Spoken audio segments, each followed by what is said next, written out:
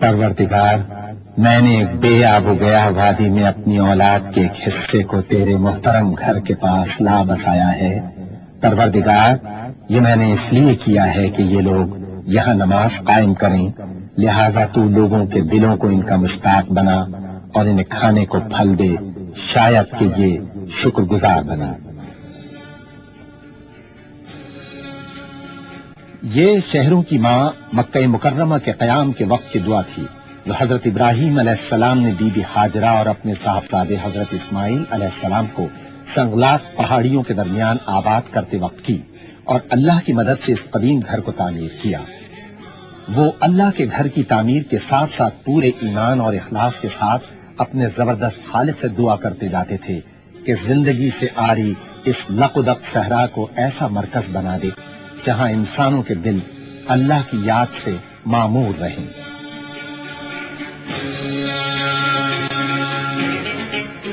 جب رسول اکرم صلی اللہ علیہ وآلہ وسلم نے مکہ مکرمہ کو فتح فرمایا اور اللہ کے گھر کو بتوں سے پاک کیا تو مسجد الحرام شہر کے وسط میں ایک کھلی عمارت تھی۔ اس کے گرد 4 دیواری نہ تھی اور اس کا رقبہ صرف 2000 مربع میٹر تھا۔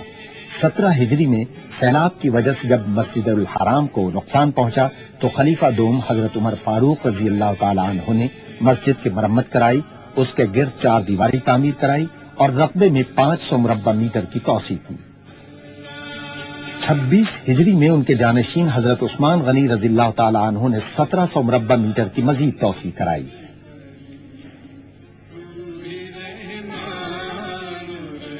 مسجد حرام کی 4 دیواری میں توسیع سن 65 ہجری میں حضرت عبداللہ بن زبیر رضی اللہ تعالی عنہ نے کرائی، جس کے نتیجے میں اس کا رقبہ 3300 مربع میٹر ہوا۔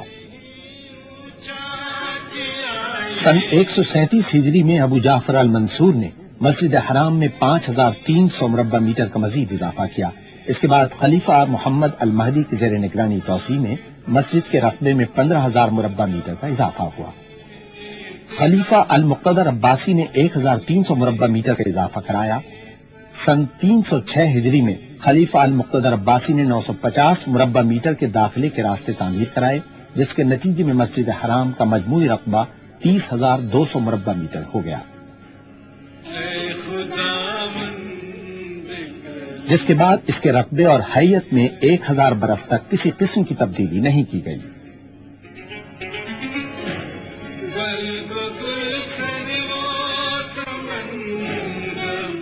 سعودی مملکت کے بانی شاہ عبدالعزیز السعود نے 1000 سال کے طویل وقفے کے بعد پہلی مرتبہ مسجد الحرام میں توسیع کرائی۔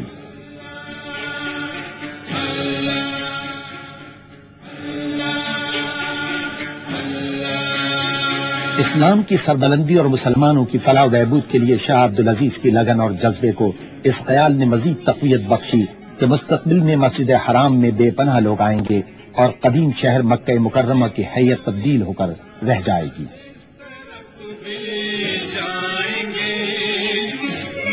مسجد الحرام اور اطراف کے شہر کو تبدیل کر ڈالنے کے لیے شاہ عبدالعزیز کی زیر نگرانی توسیع 4 ربیع الثانی سن 1375 ہجری کو شروع ہوئی۔ مسا یعنی صفا و مروہ کے درمیان سعی کے راستے کی تعمیر سے اس کا آغاز ہوا۔ یہ مقدس راستہ بی بی ہاجرہ علیہ السلام کے نقش قدم پر کوہ صفا اور مروہ کے درمیان ہے۔ اس راستے کو مسجد میں شامل کرنے کا فیصلہ کیا گیا، چنانچہ شہر کے بعض حصے مسجد میں شامل ہونا تھے۔ حاجیوں اور دیگر عبادت گزاروں کو صفا اور مروہ کی سعی کھلے آسمان کے نیچے کرنا پڑتی تھی۔ انہیں صحرا کی شدید گرمی، ریت اور بازار کی رکاوٹوں کا سامنا کرنا پڑتا تھا۔ اس طرح توسیع کے کام کے پہلے مرحلے میں مسا کو مسجد الحرام میں شامل کر دیا گیا۔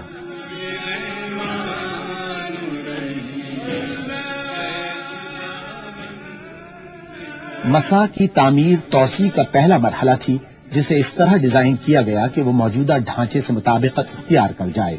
اس تعمیر کے نتیجے میں مسجد الحرام کا رقبہ 30,200 مربع میٹر سے بڑھا کر 1,52,000 مربع میٹر تک کیا جانا تھا۔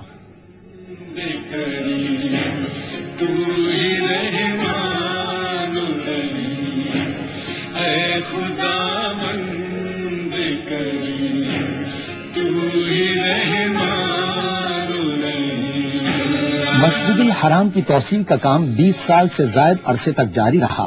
مسجد کے آس پاس واقع قدیم روایتی شہر کے مکانوں اور عمارتوں کو پہلے منہدم کیا گیا تاکہ شاندار تعمیراتی کام کے لیے راہ ہموار کی جا سکے، جبکہ مطاف سے قدیم عمارت کو صاف کر دیا گیا، جس میں آب زمزم کے کنویں کا بالائی حصہ بھی شامل تھا، جسے مطاف کے نیچے دوبارہ تعمیر کیا گیا۔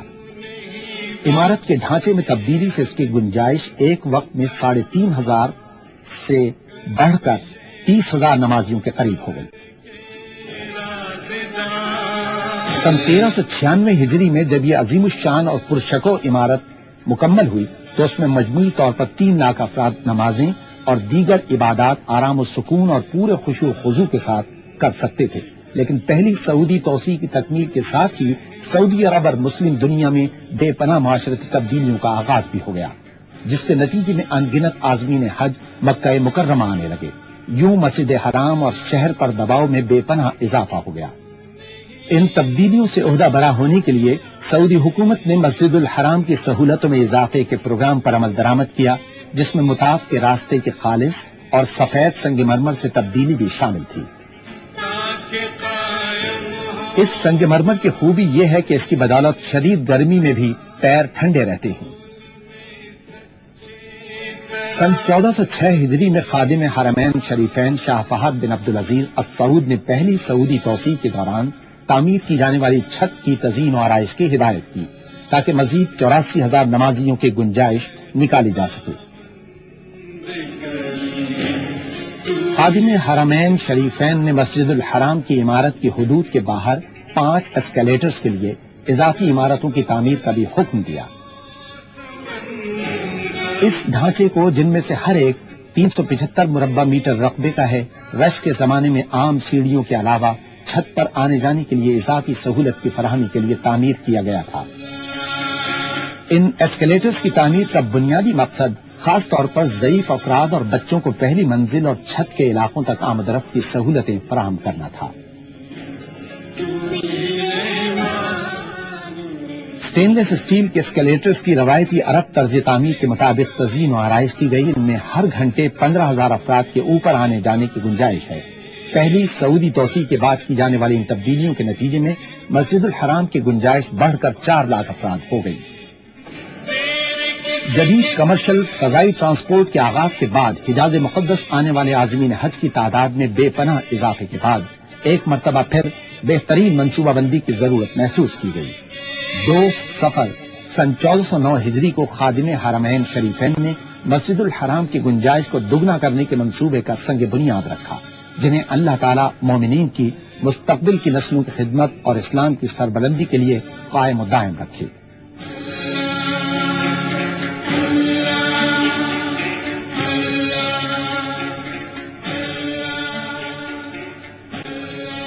خادم حرمین شریفین کے توسیع منصوبے کے نتیجے میں تہخانوں، سطح زمین اور پہلی منزل کا رقبہ 76,000 مربع میٹر ہونا تھا، جس کے مطابق مسجد میں مزید 1,70,000 نمازیوں کی گنجائش ہو جاتی۔ مسجد الحرام کی توسیع کے منصوبے کا آغاز المسا کے علاقے سے ہوا، جو 86,800 مربع میٹر کے مجموعی رقبے کا احاطہ کرتا ہے۔ اس سے مسجد الحرام کمپلیکس کی گنجائش 3 لاکھ نمازیوں سے بڑھ کر 7 لاکھ ہو گئی ہے۔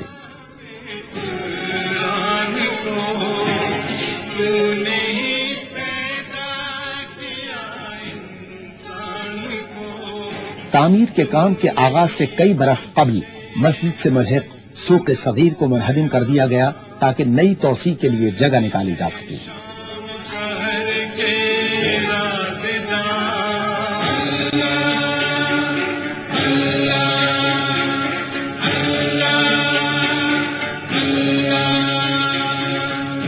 سن 1409 ہجری میں یہ پورا علاقہ بھرپور تعمیراتی سرگرمیوں کا مرکز بن گیا، کیونکہ تعمیراتی کام تیزی کے ساتھ جاری تھا۔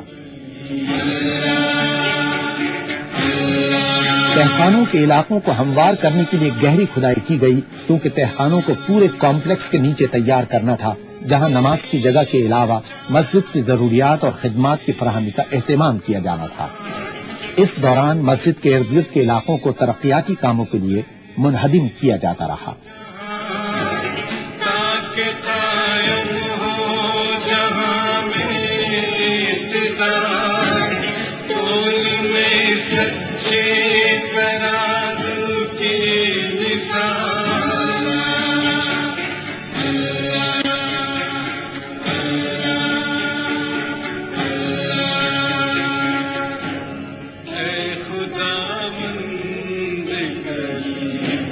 علاقے سے متعدد قدیم اور روایتی عمارتوں اور مکانوں کو گرا دیا گیا تاکہ تعمیراتی کام کو ممکن بنایا جا سکے۔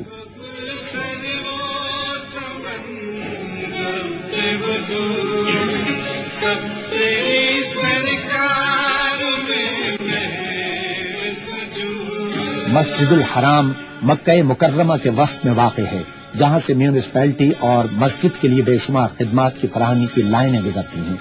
ان تمام خدمات کو تعمیراتی کام کے دوران روکنا خاصا مشکل تھا۔ ایک بڑی اور اہم پائپ لائن کھدائی کے بڑے مقام پر کٹ رہی تھی، جسے کھدائی کے دوران یوں ہی چھوڑ دیا گیا۔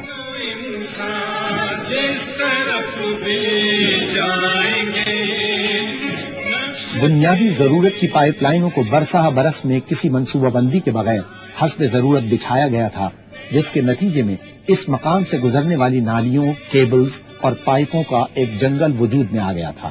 متعدد لائنوں کو دوسری سمتوں میں موڑ دیا گیا، جبکہ دیگر بنیادی ضروریات کو ایک ہی مقام سے مربوط انداز میں گزارنے کے لیے کافی گہرائی میں کھدائی کی گئی۔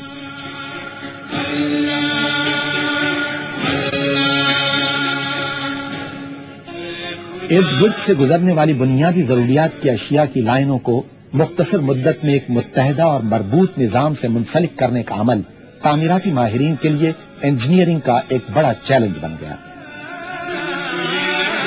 متعدد محرابدار نالیوں کو مسا کے نیچے سے گزارا گیا۔ اس کے لیے مثلثی شکل کے کھلے تہخانے تعمیر کیے گئے تاکہ ان کی مرمت اور دیکھ بھال میں آسانی رہے۔ ان تہخانوں میں ایئر کنڈیشننگ سسٹم کے آلات بھی نصب کیے گئے۔ پانی کی فراہمی اور نکاس کی لائنوں، ہائی ٹینشن کیبلز اور ٹیلی فون لائنوں کے لیے محرابدار نالیاں یا کلورٹس بے حد مفید تھے، جن سے نہ صرف مسجد الحرام کی خدمت بلکہ آس پاس واقع بلدیاتی اضلاع کو بھی سہولت ہوئی۔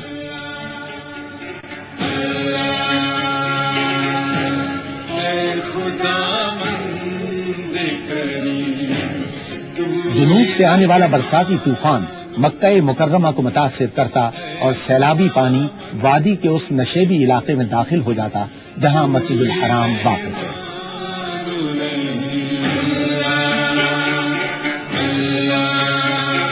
اس سیلابی پانی سے مسجد الحرام اور اطراف کا علاقہ زیر آب آ جاتا ہے۔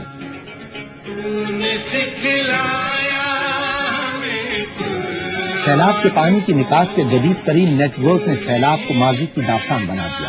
موجودہ توسیع میں اس نیٹ ورک کو سیلابی پانی کی نکاس کے 3 نئے طریقوں کی بدولت مزید بہتر بنایا گیا۔ ایک نالا مسجد الحرام اسٹریٹ پر الہجوم سے شروع ہو کر مسا کے نیچے سے گزرتا ہے۔ ایک اور سسٹم کنگ فہد گیٹ کے قریب شمیہ اور شبائکہ سے پانی کی نکاس کرتا ہے۔ تیسرا نظام العدول سکوائر سے الہجوم تک سرنگ کے ذریعے مسجد الحرام کے شمال مغرب کی جانب سے گزرتا ہے۔ اس کی 1175 میٹر تک توسیع کر دی گئی۔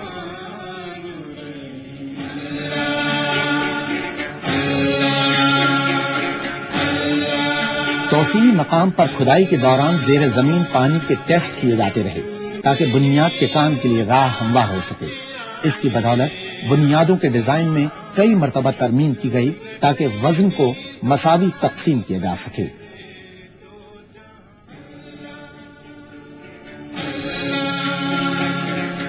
نئی توسیع میں 1 میٹر ٹھوس سلیب بچھائے گئے جسے غیر ہموار بنیاد کہا گیا۔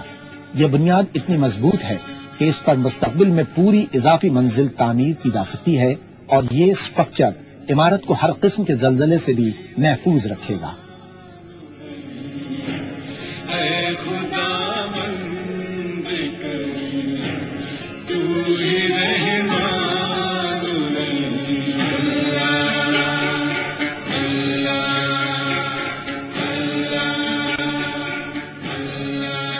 سانچے میں تیار کی گئی بنیاد پر واٹر پروف جھلی بچھائی گئی تاکہ اسٹرکچر کو بڑھتی ہوئی نمی سے محفوظ رکھا جا سکے۔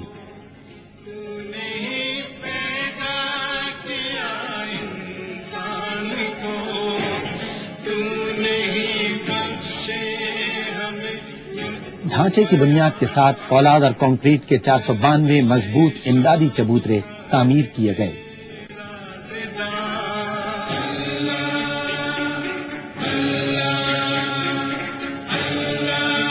یہ چبوترے تہخانے کی سطح سے اٹھائے گئے، جن کی مدد سے دائرے اور مربع نما معاون ستون تعمیر کیے گئے جو زمین اور پہلی منزل تک محیط ہیں۔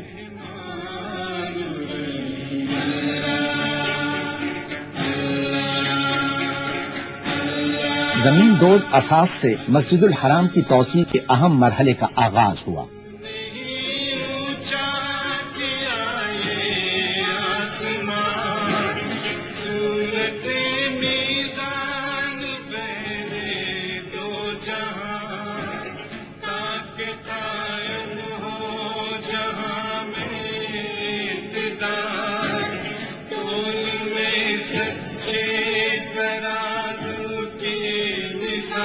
اس مرحلے میں تعمیراتی ماہرین کو 2 غیر معمولی چیلنجوں کا سامنا کرنا پڑا۔ پورے تعمیراتی کام کے دوران توسیع اور موجودہ حصوں میں پیدل چلنے والوں کا راستہ کھلا رکھنا ضروری تھا تاکہ نمازیوں کو مسجد تک آمد رفت میں کسی قسم کی مشکل کا سامنا نہ کرنا پڑے۔ دوم یہ کہ تعمیراتی مقام پر جگہ کی کمی اس امر کا تقاضا کرتی تھی کہ مٹیریل کو تعمیراتی مقام سے دور رکھا اور تیار کیا جائے۔ چنانچہ کنکریٹ مکسنگ پلانٹ کوڈے میں بنایا گیا۔ اس مقام پر 3 لاکھ مکعب میٹر کنکریٹ تیار کیا گیا۔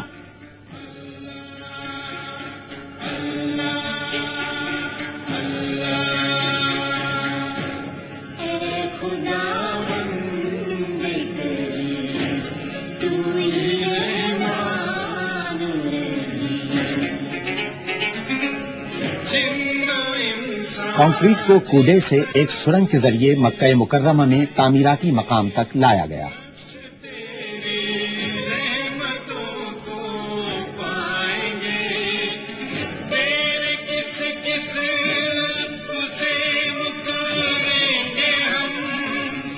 خادم حرمین اور شریفین نے منصوبہ بندی اور تعمیر کے ہر مرحلے میں ذاتی دلچسپی لی۔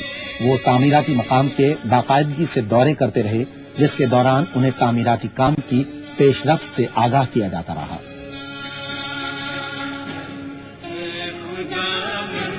اس عمارت کو مستقبل میں آنے والی متعدد نسلوں تک قائم دائم رہنے کے لیے ڈیزائن کیا گیا ہے۔ چنانچہ تعمیر کے پورے منصوبے میں عمارت کی مضبوطی اور استحکام پر خاص توجہ دی گئی۔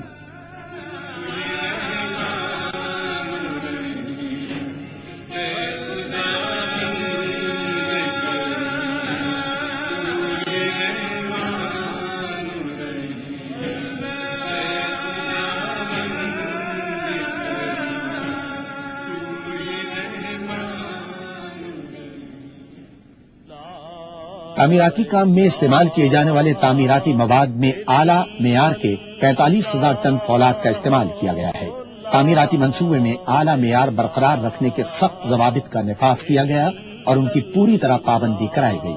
اس دوران مختلف اشیاء کی جانچ پڑتال کا عمل مسلسل جاری رہا۔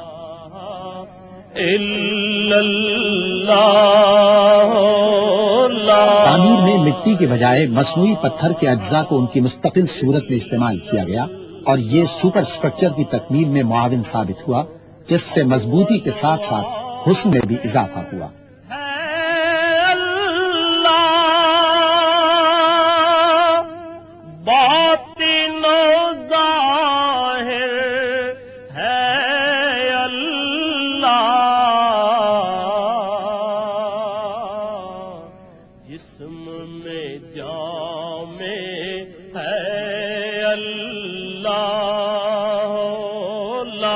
یہ خصوصی تعمیراتی مٹیریل مکہ مکرمہ کے نواح میں واقع ایک فیکٹری میں تیار کیا گیا جو اس منصوبے کے لیے خاص طور پر تعمیر کی گئی تھی۔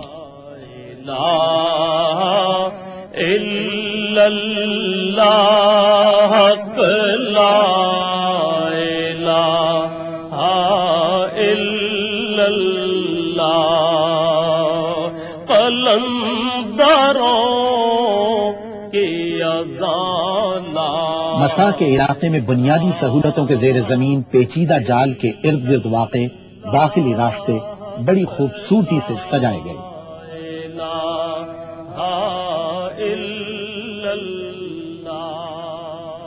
اطراف کے راستوں پر گرینائٹ کا فرش کیا گیا، جبکہ صحن میں وہی ٹھنڈا سفید سنگ مرمر استعمال کیا گیا جو مطاف اور چھت کے علاقوں میں استعمال ہوا ہے۔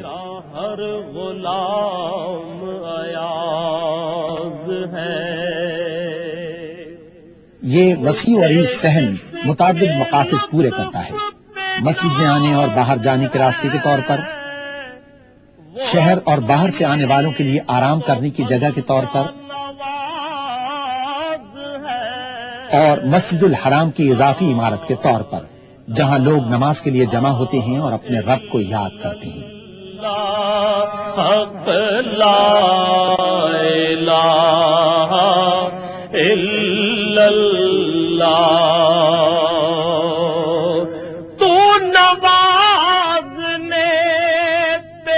صحن سے متصل کثیر سطحی وضوخانہ کمپلیکس تعمیر کیا گیا جہاں عبادت گزاروں کو حفظان صحت کے مطابق اور آرام دہ طور پر پاک ہونے کی سہولتیں فراہم کی گئی ہیں۔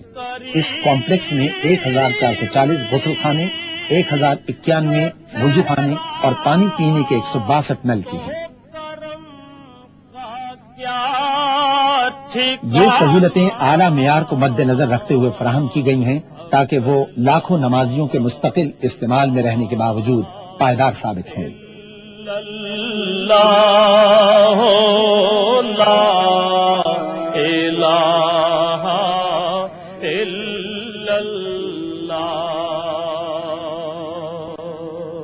سن 1411 ہجری میں ماہ رمضان المبارک تک مسا، صحن اور چھت کا تمام علاقہ مکمل ہو چکا تھا اور اہل ایمان سے بھر گیا تھا۔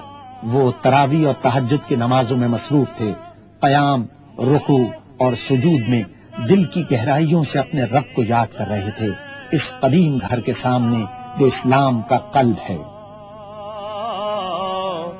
نور محمد صلی اللہ لا الہ الا اللہ لا الہ الا اللہ لا الہ الا اللہ لا الہ الا اللہ لا۔ ایک طرف گراؤنڈ فلور تکمیل کے آخری مرحلے میں تھا اور دوسری طرف پہلی منزل کی تیاریاں پوری طرح جاری تھیں۔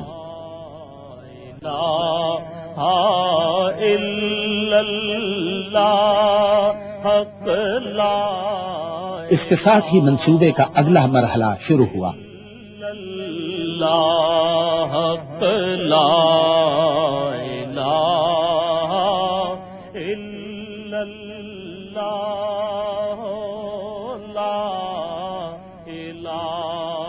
وادی فاطمہ مکہ مکرمہ کے نواح میں واقع ہے۔ یہاں دیسی سنگ مرمر کا وسیع ذخیرہ موجود ہے جس نے پہلی سعودی توسیع کے دوران بیرونی آرائش میں نمایاں کردار ادا کیا تھا۔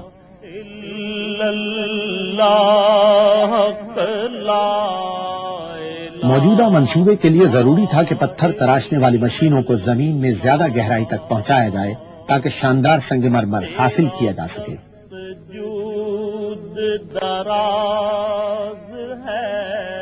سنگ مرمر کے بڑے بڑے ٹکڑوں کو وادی فاطمہ سے 50 کلومیٹر دور جدہ کے نواح میں سعودی ماربل اینڈ گرینائٹ فیکٹری تک لایا گیا جو مشرق وسطی میں اپنی نوعیت کی سب سے بڑی اور جدید ترین سہولت ہے۔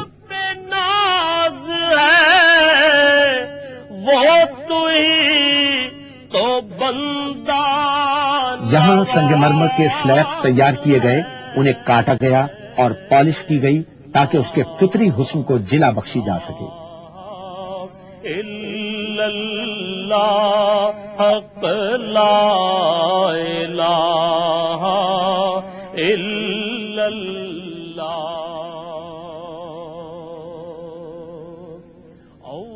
مکہ مکرمہ میں اس خوبصورت سنگ مرمر کو توسیع منصوبے میں مطلوبہ مقامات پر نصب کرنے کا عمل جاری رہا۔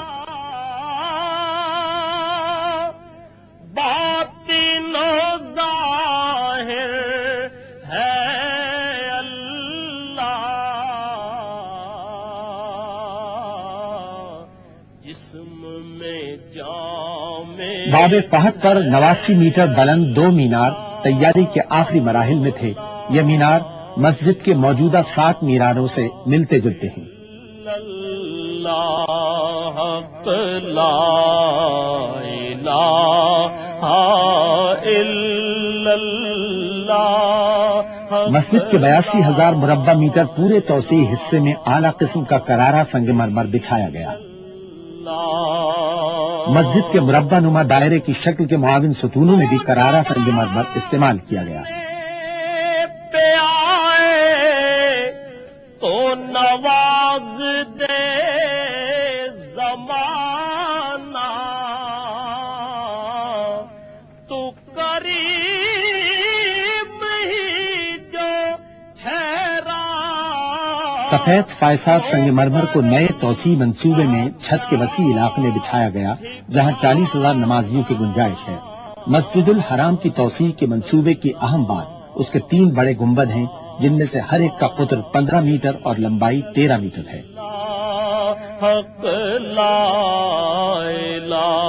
ہنگامی صورتحال سمیت تمام اوقات میں بجلی کی فراہمی کے بنیادی نظام کو یقینی بنانے والا ایک نیا سسٹم نصب کیا گیا۔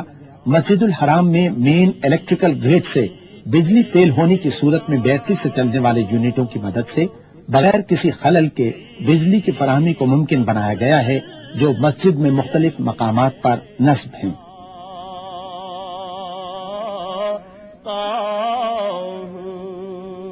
یہ یونٹ ایسکیلیٹر، ساؤنڈ سسٹم اور فائر الارم کو عبوری طور پر بجلی فراہم کر رہے ہیں۔ یہ اس وقت تک ضروری لائٹوں کے لیے بجلی فراہم کریں گے جب تک خودان کے مقام پر ایک نیا سٹینڈ بائی پاور پلانٹ کام شروع نہ کر دے۔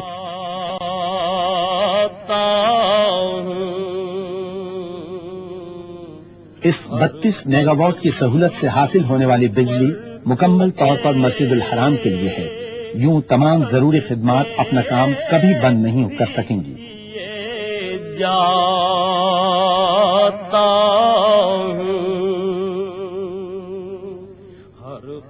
ایسکیلیٹرز کی 2 اضافی عمارتیں بھی نئی توسیع کا حصہ بنی۔ سجدے بھی کیے۔ مکہ مکرمہ کی شدید گرمی ہمیشہ سے عازمین حج کے لیے پریشان کن رہی، اس لیے خادم حرمین شریفین نے فرمان جاری کیا کہ مسجد الحرام میں ایئر کنڈیشننگ سسٹم نصب کیا جائے جو نئی توسیع شدہ عمارت کو ٹھنڈا رکھے۔ یہ سسٹم 6 منزلہ عمارت میں واقع ہے، جسے سینٹرل اسٹیشن کہا جاتا ہے۔ سینٹرل اسٹیشن میں کولنگ کا جدید نظام موجود ہے، جس میں بالآخر 104 چلنگ یونٹس شامل کر دیے جائیں گے، جن میں تقریباً 38,500 ٹن کی کولنگ کی گنجائش ہوگی، جو مسجد الحرام تک انسولیٹڈ پائپوں کی مدد سے پہنچائی جاتی ہے۔ تیری رحمت کے سہارے پہ جیے جاتا ہوں۔ چونکہ یہ پلانٹ رہائشی ضلع میں واقع ہے، اس لیے عمارت میں زبردست ساؤنڈ پروفنگ کی گئی ہے، جو شور کو مناسب حد تک کم کرتی ہے۔ 450 میٹر کی سرنگ کے ذریعے ٹھنڈا پانی مسجد الحرام تک پہنچایا جاتا ہے۔ یہ پائپ ٹھنڈا پانی مسجد الحرام تک لے جاتے ہیں اور دوبارہ یک بستہ کرنے کے لیے پانی کو واپس لاتے ہیں۔ زندگی نام ہے۔ توسیع کے کام کے دوران یہ پائپ ذیلی زمین دوز حصوں سے گزرتے تھے۔ پانی کو سیکنڈری پائپوں کے ذریعے ایئر ہینڈلنگ یونٹ میں پمپ کیا جاتا جو بالائی زمین دوز سطح میں واقع تھے. چھوٹے سائز میں یہ ایئر ہینڈلنگ یونٹ اس طرح ڈیزائن کیے گئے ہیں کہ ان میں بے شمار خوبیاں پیدا ہو گئی ہیں. ان میں سب سے اہم خصوصیت ڈکٹنگ نیٹ ورک کے ذریعے زیادہ دباؤ پر سرد ہوا کو پمپ کرنے کی گنجائش ہے تاکہ مطاف کے گرد واقع محراب دار راہداریوں کے ذریعے مسجد میں داخل ہونے والی گرم ہوا کو باہر دھکیلا جا سکے. زمانے کو دیے جاتا ہوں یہ سبق سارے زمان. ٹھنڈی ہوا مربع نما ستونوں سے خارج ہوتی ہے جبکہ استعمال شدہ ہوا دائرہ نما ستونوں کے نچلے حصے سے باہر نکل جاتی ہے. ہر قدم پر تجھے سجدے بھی کیے جاتا ہوں صبر کرنا. مسجد کی اندرونی دیواروں کی آرائش کی تیاریاں اٹلی کی ایک ورکشاپ میں ماہر کاریگر انجام دے رہے تھے. قیمتی پتھروں کو کمپیوٹر کی مدد سے کام کرنے والی مشینوں کی مدد سے تراشا جا رہا تھا. صبر کرنا ہے تیری بہترین ہنرمندی اور جدید ٹیکنالوجی کی مدد سے اسلامی طرز کے شاہکار تیار کرنے میں مدد ملی جنہوں نے مسجد کو خوبصورت، دیدہ زیب اور مزید پروقار بنا دیا. میں یہی سوچ کے آنسو بھی پیے جاتا ہوں نام بھی تیرا. اس پورے کام کو بے حد نفاست سے انجام دیا گیا حتیٰ کہ نماز کے زمین دوز علاقے کو بھی سنگ مرمر سے آراستہ اور جپسم سے مضبوط کیا گیا. تیرے کرم کی الہی کچھ انتہا ہی نہیں اب اپنا تیرے سوا کوئی آسرا. ماہر کاریگروں نے اعلیٰ معیار کے ٹائل تیار کیے جو اسلامی فن تعمیر کا بہترین نمونہ تھے. الہی کچھ انتہا ہی نہیں نہ ہو جو جذب کی. یہاں تیار کیے جانے والے ٹائلوں نے شاندار محرابوں کو حسن بخشا جنہیں باب قحط پر تعمیر کیا گیا. نہ ہو جو جذب انتہائی بڑی فانوسیں اسلامی فن تعمیر کا شاہکار تھیں جنہیں پوری مسجد میں جا بجا سجایا گیا. دعا جو دل سے نہ نکلے تو پھر دعا ہی نہیں. دعا جو دل سے نہ 3 عالیشان خوبصورت گنبد شاہ فہد کی جانب سے مسجد الحرام کی توسیع کے منصوبے کی علامت بن گئے. جھکا جو در پہ تیرے آ گیا سکون حیات. ماہر کاریگروں نے گنبد کے اندرونی حصوں پر بڑی احتیاط اور مہارت سے سونے کے وقت نصب کیے. پا گیا سکون حیات ہٹا جو در سے سکون. ان گنبدوں کو دیدہ زیب اور خوبصورت بنانے میں کسی قسم کی کمی نہیں چھوڑی گئی. ان میں بنائی گئی کھڑکیوں نے گنبدوں کے حسن کو لازوال بنا دیا. کھڑکیوں پر جیومیٹری کی اشکال کے دل فریب ڈیزائن بنائے گئے. سے ملا ہی نہیں. کروں میں جرأت شکوہ مجال کیا میری. کروں میں جرأت.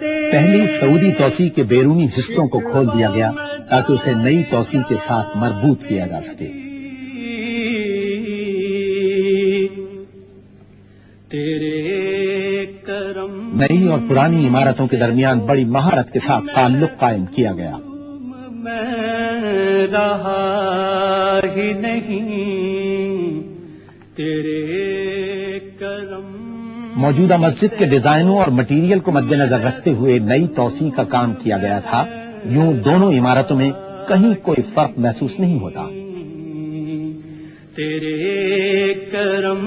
مسجد الحرام کے توسیع شدہ حصے کے باہر ٹریفک کے ہجوم کو کم کرنے کے لیے خادم حرمین شریفین نے ایک انڈر پاس کی تیاری کا حکم دیا جس کے اوپر ایک چھت تعمیر کی جانی تھی تاکہ نمازی مسجد تک آسانی اور حفاظت سے آ جا سکیں.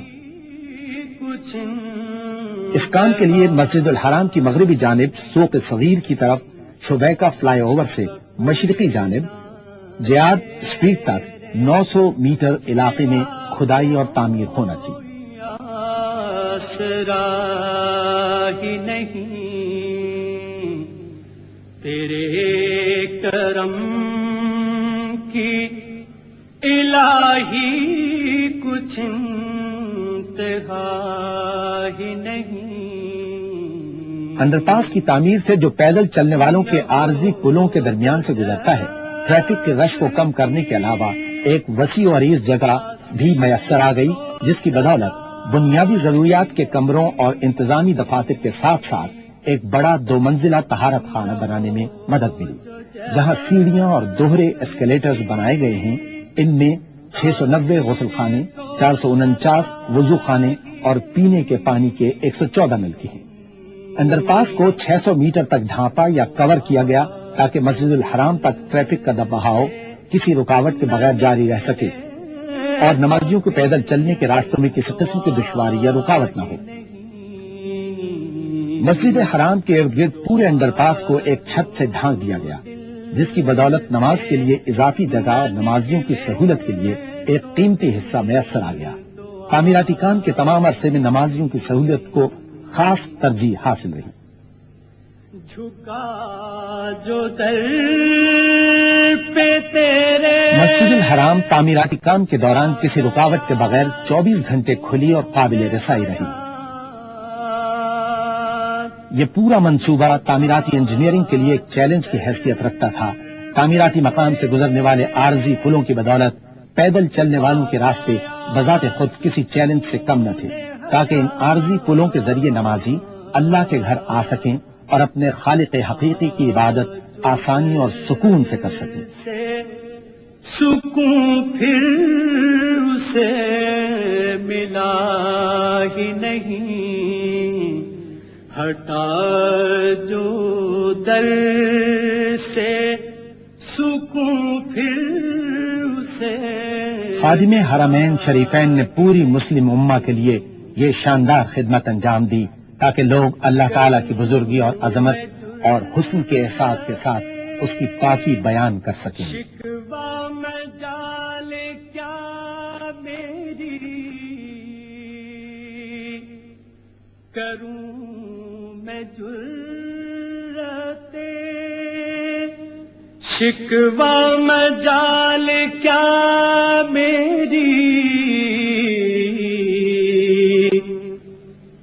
تیرے کرم سے تو محروم میں رہا ہی نہیں. تیرے کرم سے تو محروم میں رہا ہی نہیں. تیرے کرم کی الہی انتہا ہی نہیں. اے انسان، خود کو پاک صاف کر لو اور اپنے خالق کی عبادت کرو، تم خوشحال ہوگے اور فلاح پاؤ گے. اپنے باپ ابراہیم علیہ السلام کے نقش قدم پر چلتے ہوئے اللہ کے لیے جہاد کرو جیسا کہ اس کا حق ہے، اور جس کے لیے اس نے تمہیں منتخب کیا ہے، اور اس نے تمہارے لیے یہ دین چنا ہے. اس نے تمہارا نام مسلمان رکھا تاکہ تم انسانیت پر گواہ رہو. اس لیے نماز ادا کرو، زکوٰۃ دو اور روزے رکھو، اور اللہ کے گھر کا حج کرو. وہ تمہارا محافظ ہے اور بہترین محافظ اور بہترین مددگار.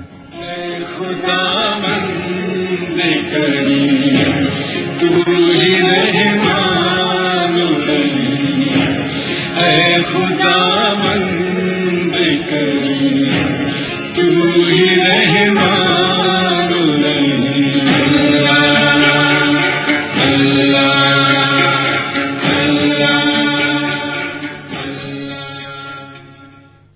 أعوذ بالله من الشيطان الرجيم. بسم الله الرحمن الرحيم. إن أول بيت وضع للناس للذي ببكة مباركا وهدى للعالمين فيه آيات بينات مقام إبراهيم ومن دخله كان آمنا. بے شک سب سے پہلی عبادت گاہ جو انسانوں کے لیے تعمیر ہوئی وہ وہی ہے جو مکے میں واقع ہے. اس کو خیر و برکت دی گئی اور تمام جہان والوں کے لیے مرکز ہدایت بنایا گیا. اس میں کھلی ہوئی نشانیاں ہیں. ابراہیم کا مقام عبادت ہے اور اس کا حال یہ ہے کہ جو اس میں داخل ہوا مامون ہو گیا.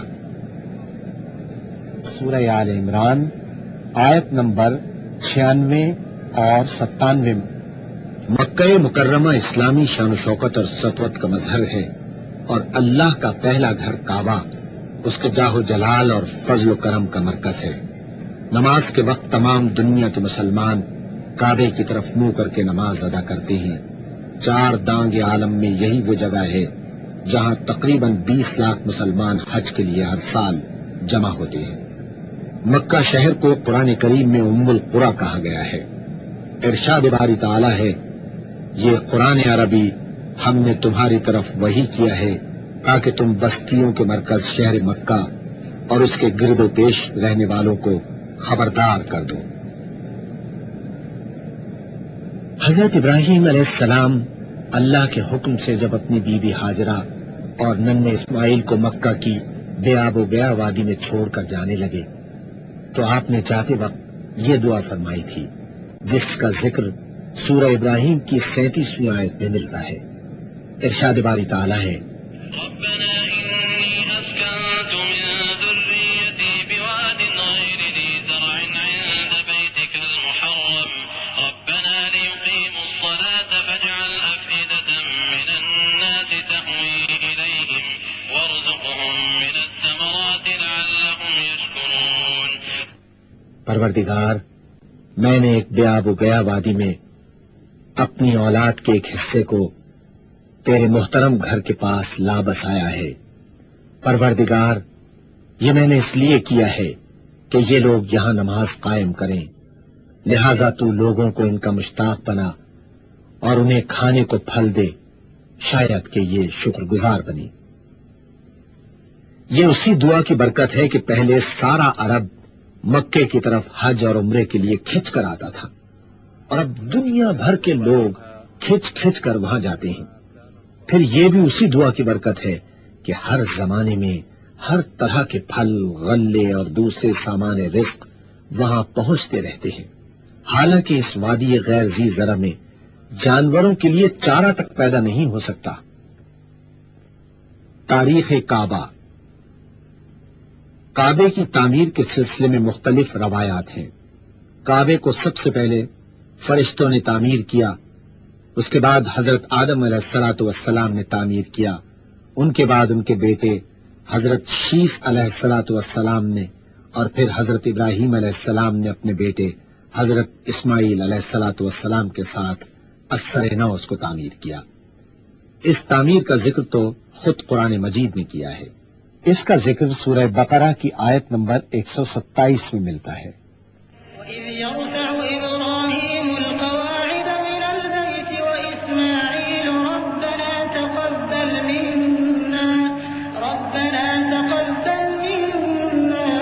إِنَّكَ أَنتَ السَّمِيعُ الْعَلِيمُ۔ اور یاد کرو ابراہیم اور اسماعیل جب اس گھر کی دیواریں اٹھا رہے تھے تو دعا کرتے جاتے تھے، اے ہمارے رب، ہم سے یہ خدمت قبول فرما لے، تو سب کی سننے اور سب کچھ جاننے والا ہے۔ حضرت ابراہیم علیہ الصلوۃ والسلام کے زمانے میں کعبے کے ابتدائی آثار تو مٹ چکے تھے، مگر فرشتوں نے حضرت ابراہیم علیہ الصلوۃ والسلام کو وہ مقام بتا دیا تھا جہاں تعمیر ہوئی تھی۔ ہزاروں سال کے حوادث نے عرصہ ہوا اس کو بے نشان کر دیا تھا، البتہ اب بھی وہ ایک ٹیلا یا ابھری ہوئی زمین کی شکل میں موجود تھا۔ انہوں نے حضرت اسماعیل علیہ الصلوۃ والسلام کی مدد سے اس کو کھودنا شروع کیا تو سابقہ تعمیر کی بنیادیں نظر آنے لگیں۔ انہی بنیادوں پر اثر نو بیت اللہ کی تعمیر کی گئی، مگر قرآن حکیم نے کعبۃ اللہ کی تعمیر کا معاملہ حضرت ابراہیم علیہ الصلوۃ والسلام سے شروع کیا ہے، اور اس سے پہلے کی حالت کا کوئی تذکرہ نہیں کیا ہے۔ اس کا ذکر سورہ حج کی آیت نمبر 26 اور 27 میں ملتا ہے۔ وَإِذْ بَوَّأْنَا لِإِبْرَاهِيمَ مَكَانَ الْبَيْتِ أَلَّا تُشْرِكْ بِي شَيْئًا وَطَهِّرْ بَيْتِيَ لِلطَّائِفِينَ وَالْقَائِمِينَ وَالرُّكَّعِ السُّجُودِ وَأَذِّن فِي النَّاسِ بِالْحَجِّ يَأْتُوكَ رِجَالًا وَعَلَىٰ كُلِّ ضَامِرٍ يَأْتِينَ مِن كُلِّ فَجٍّ عَمِيقٍ۔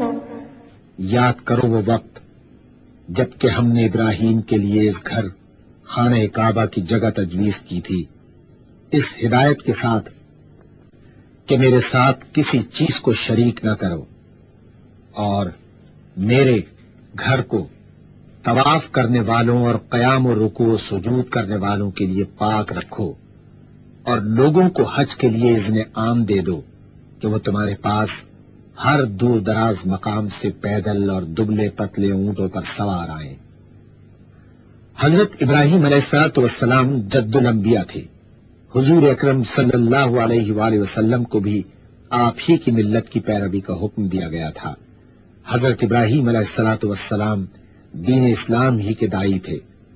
سن 570 عیسوی یا 571 عیسوی میں جب یمن کا حاکم ابرہہ کعبے کو ڈھانے کے لیے مکہ پر حملہ آور ہوا تو اللہ تعالیٰ نے اپنے گھر کی حفاظت خود فرمائی اور اس کی فوج کو نیست و نابود کر دیا۔ اس کا ذکر قرآن کریم کی سورہ فیل میں ملتا ہے۔ ألم تر كيف فعل ربك بأصحاب الفيل ألم يجعل كيدهم في تضليل وأرسل عليهم طيرا أبابيل ترميهم بحجارة من سجيل فجعلهم كعصف مأكول۔ تم نے دیکھا نہیں کہ تمہارے رب نے ہاتھی والوں کے ساتھ کیا کیا؟ کیا اس نے ان کی تدبیر کو اکارت نہیں کر دیا اور ان پر پرندوں کے جھنڈ بھیج دیے جو ان پر پکی ہوئی مٹی کے پتھر پھینک رہے تھے، پھر ان کا یہ حال کر دیا جیسے جانوروں کا کھایا ہوا بھوسا۔ جس سال یہ واقعہ پیش آیا اہل عرب اسے عام الفیل کہتے ہیں۔ اسی سال حضور اکرم صلی اللہ علیہ وآلہ وسلم کی ولادت مبارکہ ہوئی۔ آپ صلی اللہ علیہ وآلہ وسلم جس زمانے میں پیدا ہوئے مکہ بت پرستی کا مرکز تھا، خود کعبے میں 360 بت رکھے ہوئے تھے۔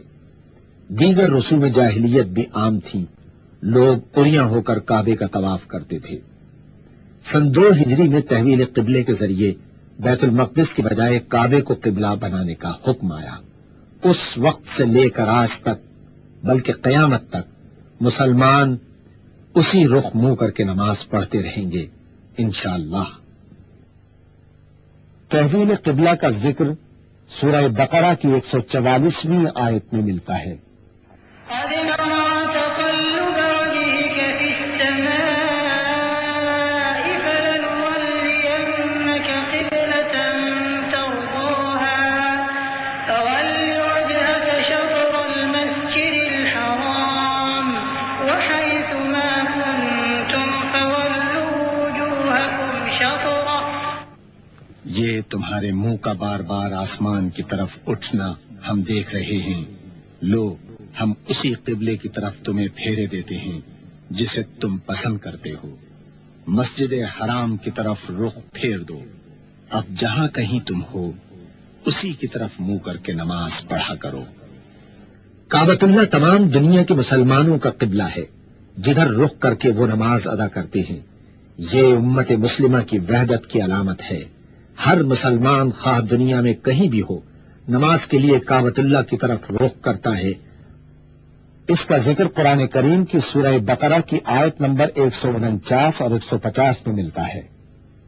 ومن حيث خرجت فول وجهك شطر المسجد الحرام وإنه للحق من ربك وما الله بغافل عما تعملون۔ ومن حيث خرجت فول وجهك شطر المسجد الحرام وحيث ما كنتم فولوا وجوهكم شطره لئلا يكون للناس عليكم حجة إلا الذين ظلموا منهم۔ تمہارا گزر جس مقام سے بھی ہو وہیں سے اپنا رخ نماز کے وقت مسجد الحرام کی طرف پھیر دو، کیونکہ یہ تمہارے رب کا بالکل برحق فیصلہ ہے، اور اللہ تم لوگوں کے اعمال سے بے خبر نہیں ہے۔ اور جہاں سے بھی تمہارا گزر ہو اپنا رخ مسجد الحرام ہی کی طرف پھیرا کرو، اور جہاں بھی تم ہو اسی کی طرف منہ کر کے نماز پڑھو، تاکہ لوگوں کو تمہارے خلاف کوئی حجت نہ ملے۔ مسجد حرام کے معنی ہے حرمت اور عزت والی مسجد۔ اس سے مراد وہ عبادت گاہ ہے جس کے وسط میں خانہ کعبہ واقع ہے۔ صفا و مروہ۔ صفا و مروہ دراصل دو پہاڑیاں تھیں جن کی چوٹیاں مسجد الحرام کے شمالی حصے میں واقع تھیں۔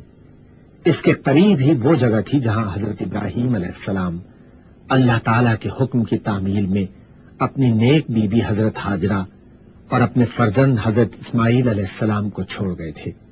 پانی کی تلاش میں حضرت ہاجرہ نے صفا و مروہ کے درمیان 7 چکر لگائے تھے۔ ان پہاڑیوں کا درمیانی حصہ نشیب میں تھا، لہذا بی بی ہاجرہ ننھے اسماعیل کی نظر سے اوجھل ہو جانے کے سبب اس جگہ سے دوڑ کر گزرتی تھی۔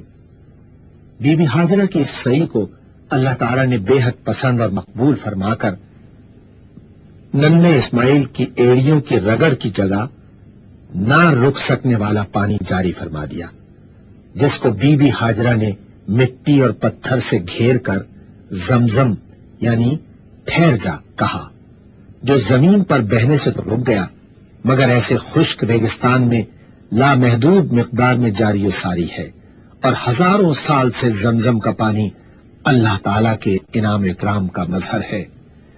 چنانچہ ہر حاجی اور عمرہ کرنے والے کو بی بی ہاجرہ کی پریشانی اور پانی کی صحیح کی اتباع میں صفا اور مروہ کے درمیان 7 چکر لازمی لگانے کا حکم ہے، اور یہ حج اور عمرے کے مناسک میں شامل ہے۔ قرآن کریم میں سورہ بقرہ کی 158ویں آیت میں ارشاد ہوتا ہے، إن الصفا والمروة من شعائر الله فمن حج البيت أو اعتمر فلا جناح عليه أن يطوف بهما ومن تطوع خيرا فإن الله شاكر عليم۔ یقیناً صفا اور مروہ اللہ تعالی کی نشانیوں میں سے ہیں، لہذا جو شخص بیت اللہ کا حج یا عمرہ کرے اس کے لیے کوئی گناہ کی بات نہیں کہ وہ ان دونوں پہاڑیوں کے درمیان سعی کر لے، اور جو برضا و رغبت کوئی بھلائی کا کام کرے گا اللہ کو اس کا علم ہے اور وہ اس کی قدر کرنے والا ہے۔ سن 8 ہجری میں آپ صلی اللہ علیہ وآلہ وسلم نے اللہ کے حکم سے جنگ و جدال کے بغیر مکہ فتح کیا۔ اس سے اسلام میں ایک نئے دور کا آغاز ہوا۔ کفر و شرک کے تمام انبار جو کعبے کے گرد جمع ہو گئے تھے اب صاف کر دیے گئے۔ خود حضور اکرم صلی اللہ علیہ وآلہ وسلم اپنی چھڑی سے انہیں گراتے جاتے اور پڑھتے جاتے تھے، حق آ گیا اور باطل مٹ گیا، باطل تو مٹنے ہی والا ہے۔ سن 9 ہجری کے حج کے موقع پر مکہ مکرمہ پر رسول اللہ صلی اللہ علیہ وآلہ وسلم کا عملی تسلط پہلی دفعہ ہوا، جبکہ اس موقع پر آپ صلی اللہ علیہ وآلہ وسلم خود شریک نہیں تھے، بلکہ حضرت ابوبکر صدیق رضی اللہ تعالی عنہ نے امیر الحج کے فرائض انجام دیے اور نئے انتظامات کا اعلان کیا۔ حضرت علی کرم اللہ وجہہ نے سورہ توبہ کی آیات پڑھ کر اعلان کیا، اس سال کے بعد مشرکین کو بیت اللہ میں داخل ہونے کی اجازت نہیں، کیونکہ وہ ناپاک یعنی نجس ہے۔ سن 10 ہجری میں حضرت صلی اللہ علیہ وآلہ وسلم نے خود حج کی قیادت فرمائی، یہی حجۃ الوداع تھا۔ اس موقع پر ایک بھی مشرک موجود نہ تھا۔ کعبہ بلا شرکت غیر مسلمانوں کا مقدس حرم بن گیا۔ حج کے اکثر مناسک میں بنیادی حیثیت کعبے ہی کو حاصل ہے۔ سورہ بقرہ میں ارشاد ہوتا ہے، وَإِذْ جَعَلْنَا الْبَيْتَ مَثَابَةً لِلنَّاسِ وَأَمْنًا وَاتَّخِذُوا مِن مَّقَامِ إِبْرَاهِيمَ مُصَلًّى وَعَهِدْنَا إِلَىٰ إِبْرَاهِيمَ وَإِسْمَاعِيلَ أَن طَهِّرَا بَيْتِيَ لِلطَّائِفِينَ وَالْعَاكِفِينَ وَالرُّكَّعِ السُّجُودِ۔ اور یہ کہ ہم نے اس گھر کعبے کو لوگوں کے لیے مرکز اور امن کی جگہ قرار دیا تھا، اور لوگوں کو حکم دیا تھا کہ ابراہیم جہاں عبادت کے لیے کھڑا ہوتا ہے اس مقام کو مستقل جائے نماز بنا لو، یعنی حرم پاک کو، اور ابراہیم اور اسماعیل کو تاکید کی تھی کہ میرے اس گھر کو طواف اور اعتکاف اور رکوع اور سجدہ کرنے والوں کے لیے پاک رکھو۔ کعبۃ اللہ کا حج اسلام کے بنیادی ارکان میں سے ایک رکن ہے، اور زندگی میں ایک مرتبہ ہر آزاد، ذی ہوش، بالغ اور صاحب استطاعت مسلمان پر فرض ہے جو مکہ معظمہ تک سفر کرنے کی جسمانی اہلیت بھی رکھتا ہو۔ اس کا ذکر سورہ آل عمران میں آیت نمبر 97 میں ملتا ہے۔ وَلِلَّهِ عَلَى النَّاسِ حِجُّ الْبَيْتِ مَنِ اسْتَطَاعَ إِلَيْهِ سَبِيلًا وَمَن كَفَرَ فَإِنَّ اللَّهَ غَنِيٌّ عَنِ الْعَالَمِينَ۔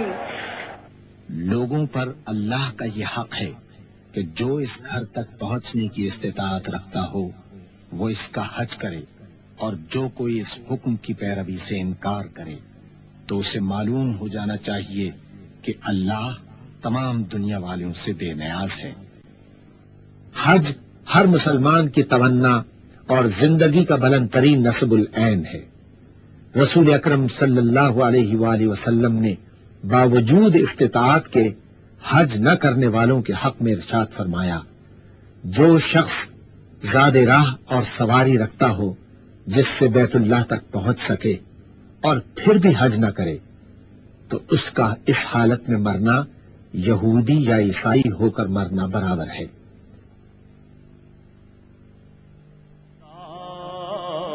لا الہ الا اللہ، لا الہ الا اللہ، لا الہ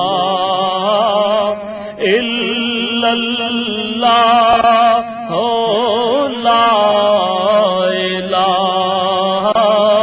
الا اللہ، محمد رسول اللہ۔